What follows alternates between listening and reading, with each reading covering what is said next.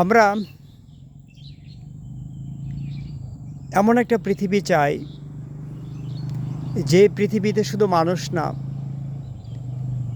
প্রতিটা প্রাণী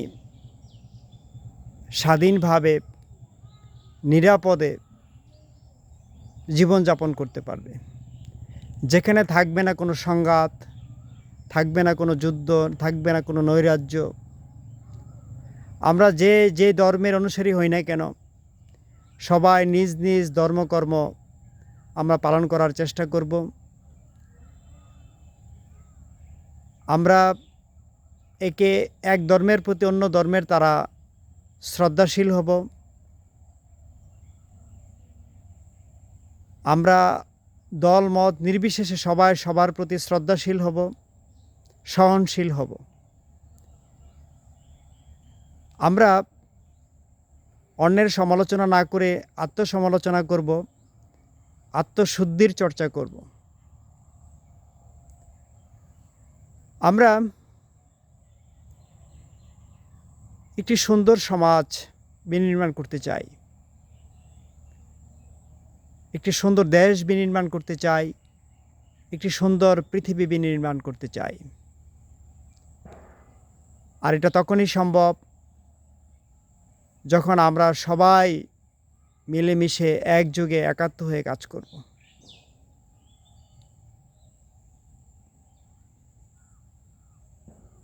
আমরা সবাই সুন্দর একটি পরিবার চাই, কিন্তু আমাদের সমাজ যদি সুন্দর না থাকে, আমি একটি ভালো পরিবার প্রত্যাশা করতে পারবো না। আমরা সুন্দর একটি সমাজ চাই, কিন্তু আমাদের রাষ্ট্র যদি সুন্দর না হয়, তা আমরা সুন্দর একটি সমাজ বিনির্মাণ করতে পারবো না। আমরা সুন্দর একটি দেশ বিনির্মাণ করতে চাই, কিন্তু পৃথিবী যদি অস্থিতিশীল থাকে, তাহলে আমরা একটা সুন্দর দেশ বিনির্মাণ করতে পারবো না। তাহলে এই কথাটা এটা থেকে স্পষ্ট, সেটা হচ্ছে আমাদের ছোট থেকে, একবারে পরিবার থেকে, ব্যক্তি থেকে, পরিবার থেকে আমাদেরকে আত্মশুদ্ধি চর্চা করতে হবে, আত্মসমালোচনার চর্চা করতে হবে, আমাদের নিজেদেরকে ভালো মানুষ হিসেবে গড়ে তুলতে হবে।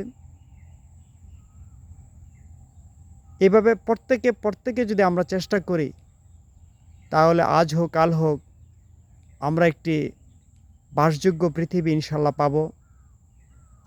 আমরা একটি বাসযোগ্য দেশ পাব, বাসযোগ্য পরিবেশ পাব, সমাজ ব্যবস্থা পাব। আমরা একটি নিরাপদ প্রকৃতি পাব, নিরাপদ পরিবেশ পাব।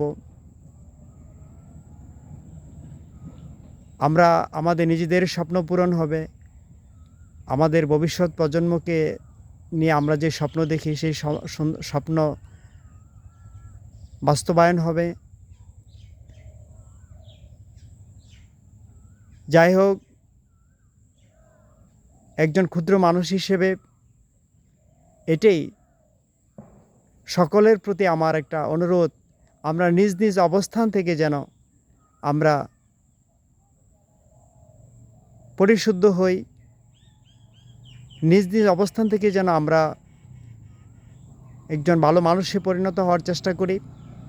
পাশাপাশি আমরা অন্যদেরকে নিয়ে আমরা কাজ করি। সবাইকে ধন্যবাদ। আল্লাহ হাফেজ। আসসালামু আলাইকুম রহমতুল্লাহি ওয়া বারাকাতুহু।